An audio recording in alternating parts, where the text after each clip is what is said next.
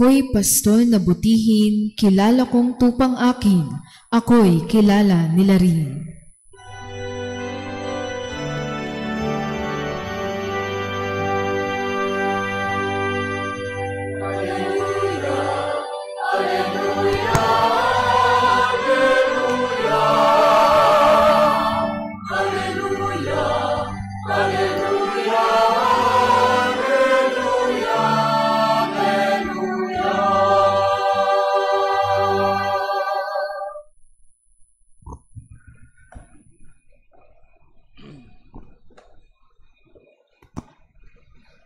Sumainyo ang Panginoon. At sumaiyo rin. Ang mabuting balita ng Panginoon ayon kay San Juan. Papuri sa iyo, Panginoon.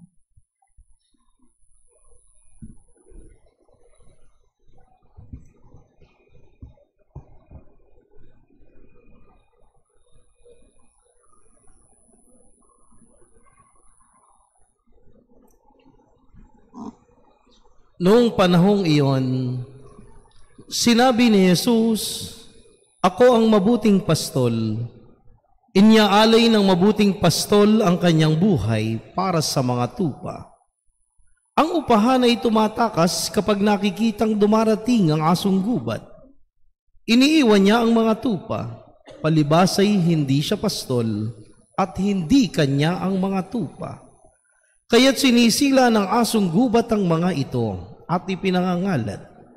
Tumatakas siya palibhas ay upahan lamang at walang malasakit sa mga tupa.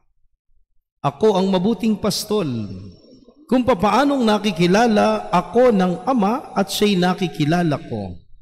Gayon din naman, nakikilala ko ang aking mga tupa at ako na may nakikilala nila. At inyaalay ko ang aking buhay para sa mga tupa. Mayroon akong ibang tupa na wala sa kulungang ito. Kinakailangang sila'y alagaan ko rin. Pakikinggan nila ang aking tinig. Sa gayoy, magiging isa ang kawan at isa ang pastol. Dahil dito, minamahal ako ng Ama, sapagkat inyaalay ko ang aking buhay, upang ito'y kunin kong uli. Wala nang makakakuha nito sa akin, kusa ko itong ibinibigay. Mayroon akong kapangyarihang ibigay ito at kuning muli. Ito ang utos na tinanggap ko sa aking Ama." Ang mabuting balita ng ating kaligtasan. Pinupuri ka namin, Panginoong Hesukristo. Magsiupo po ang lahat. Ako ang mabuting pastol. Inyaalay ng mabuting pastol ang kanyang buhay para sa mga tupa. Magandang hapon po sa inyong lahat. Tingnan po natin ang dalawang salita na may kaiba ang kahulugan. Ngunit sa unang pandinig, parang magkasing kahulugan. Anong dalawang salita? Una, yung mabait at mabuti. Kapag ang tao ay mabait, ito po'y pwedeng gawin niya habang mayroon siyang gustong mangyari o gustong makuha. Dahil ito'y kanyang ginagawa, ito rin ay po pwedeng maabuso. Isang mukha ng taong mabait. Saan po tayo nakakakita pangkaraniwan ng taong mabait? Yung tinatawag na nagbabait-baitan. Sa panahon po ng eleksyon, ang daming napakababait na tao. Magmamano sa iyo, dadalawin ka sa bahay, kahit barong-barong, kahit pawisan ka, kakamayan ka, diba? Minsan, birthday mo pa nga, nauuna pa yung MP Light, bilog, pundador, may padala na kaagad pulutan. Ang babait nitong mga taong ito sa panahon ng eleksyon dahil mayroon silang kailangan. Kaya kuminsan, talagang kahit barong-barong, talagang susugurin nyo kahit ganito katindi yung init. Talaga namang nagpapakaitim na sila. Kasusuyod, kapupunta sa pinakalaylayan, ng lipunan. Masuyod lamang, makuha lang yung gusto. Pero pag tapos na ang eleksyon at may nanalo na, ayun, iba na ang laro. Larong habulang taguan. Magtatago na magtatago, wala ka na, nganga ka na lang. Di po ba? Yan yung mga nagbabait-baitan. Pwede kasing gawin yung salitang mabait ng isang tao kapag meron siyang gustong kunin. Nung batang maliliit kami, yung pong tatay ko ay driver sa Mayon sa Blumentritt, once a month umuuwi. Pag pikam-pika na yung nanay ko at malapit-lapit na yung pagdating ni tatay, kasi po kami laking tumana. Yung lugar namin ay maraming puno, iba-ibang puno. Merong abukado, guebano, chico, merong, ano po ba yung muradong, ayun na nga, keimito, ano po ba yung isang, yung nakaupo sa tasang prinsesa? Kasoy, ayun po, meron nun, marami. Siyempre sa panahong ganito, nagkakalaglag yung dahon nun. Maaga pa lang, talaga namang wawalisan mo na yon. Gigisingin ka ni tatay, magwawalis ka na sa maluwang na bakurang iyon. At yung lalo na sa panahon ng Nobyembre, iniipon po yung mga dahon na yon, yung mga pinagdamuhan. At yun ang ipapausok sa mangga.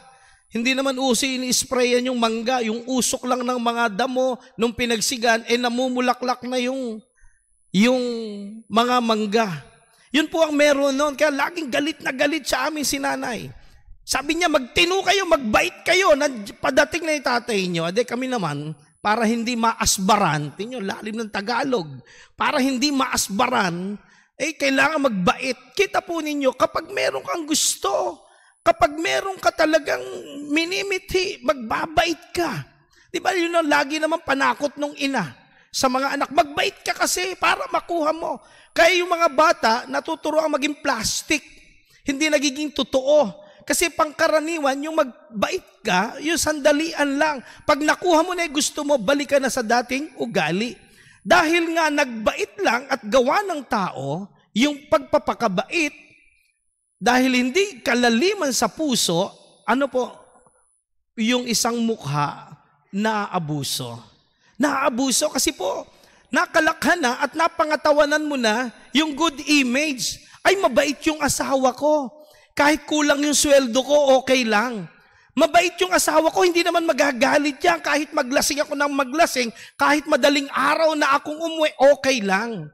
Ito namang si Mrs., dahil may image na mabait, talaga namang magpapakabait na. Kahit galit na, hindi magagalit, masisira yung image. Ay, mabait si mami, mabait si mama, mabait si daddy, kahit mag-ML ako madaling araw, kahit hindi ako pumasok, hindi nakikibuo yun, mabait yun, kahit umuwi ako ng lasing, kahit makibarkada ako, kahit mabuntis ako ng bata, okay lang.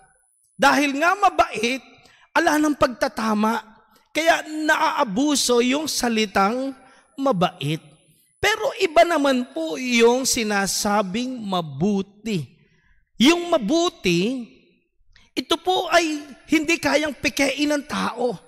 Yung mabuti sa kalooban. Yung ano ang loob siyang labas. Kahit walang nakakakita, kahit walang pumupuna, doon sa ginagawa niya, tuloy-tuloy yung mabuti. Yung mabuti ginagawa kahit walang nakakakita.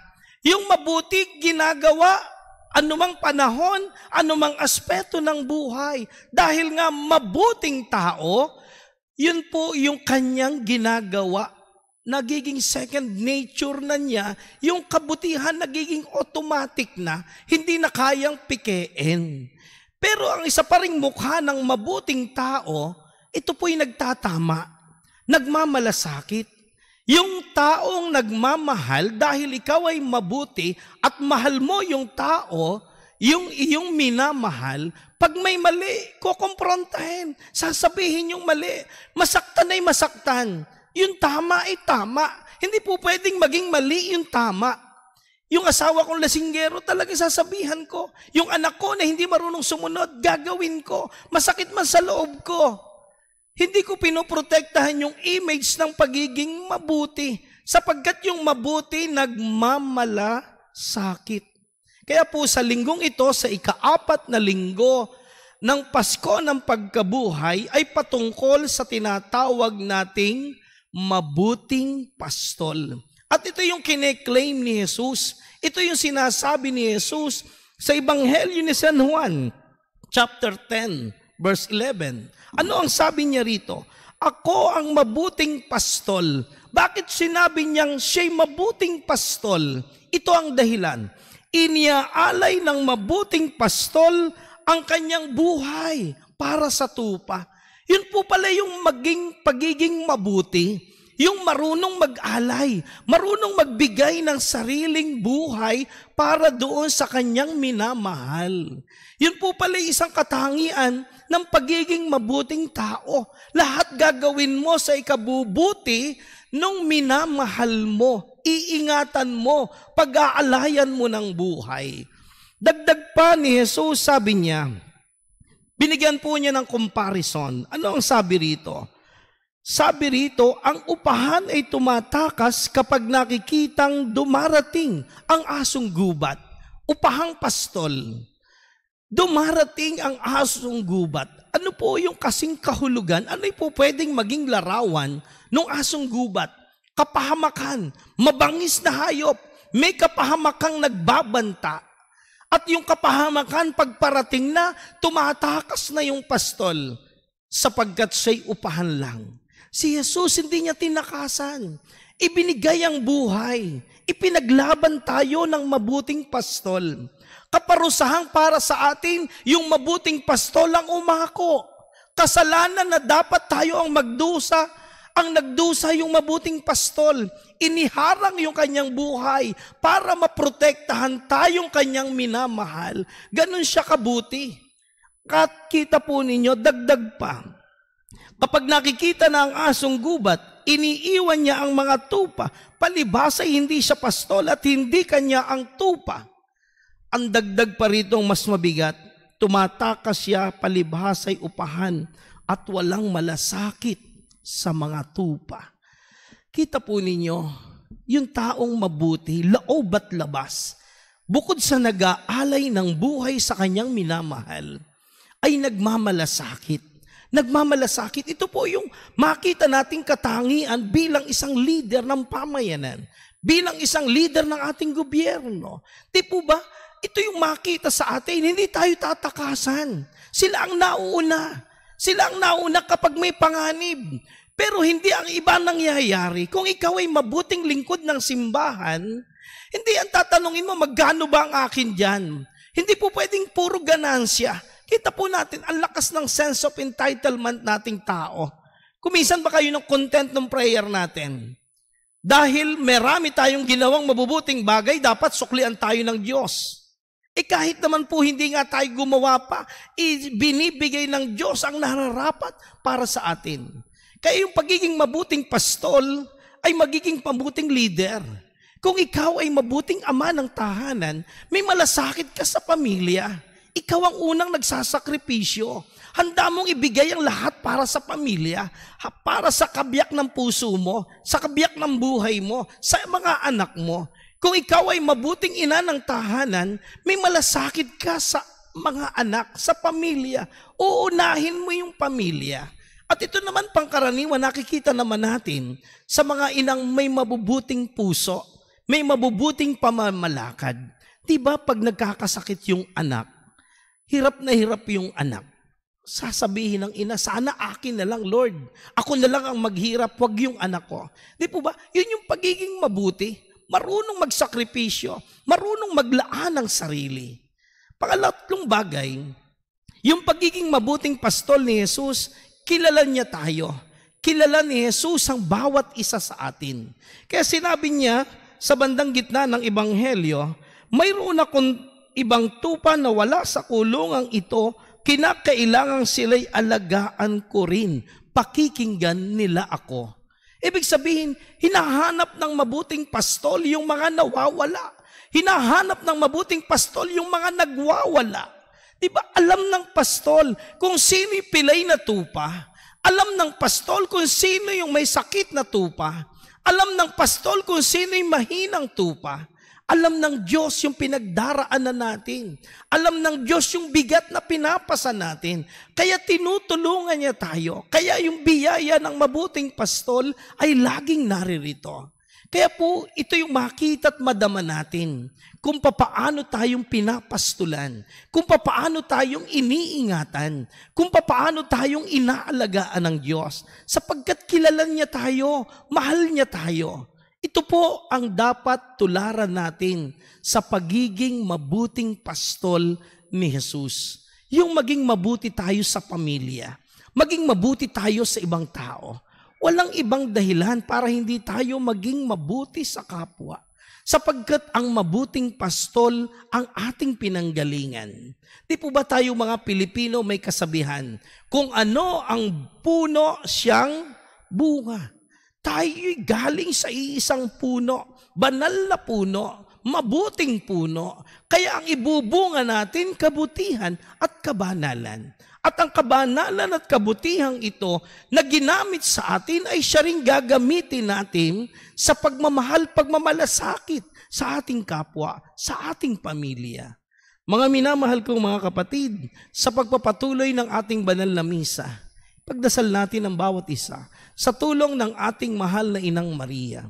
Nanawa, matularan natin ang mabuting pastol na nag-iingat, nagmamahal sa atin, na kayang magbigay ng buhay sa atin, na nakaya na rin nating makapagbigay ng buhay sa mga taong minamahal at iniingatan natin ang isa't isa. Una, higit sa lahat, alam ng Diyos ang ating pinagdaraanan. Kilala niya tayo. Huwag tayong matakot na lumapit sa mabuting pastol. Patuloy niyang pagagaanin ang ating mga pasanin. Patuloy niyang tutulungan ang bawat isa sa atin. Ang mahalaga, tumutulad at sumasampalataya tayo kay Jesus na mabuting pastol. Amen.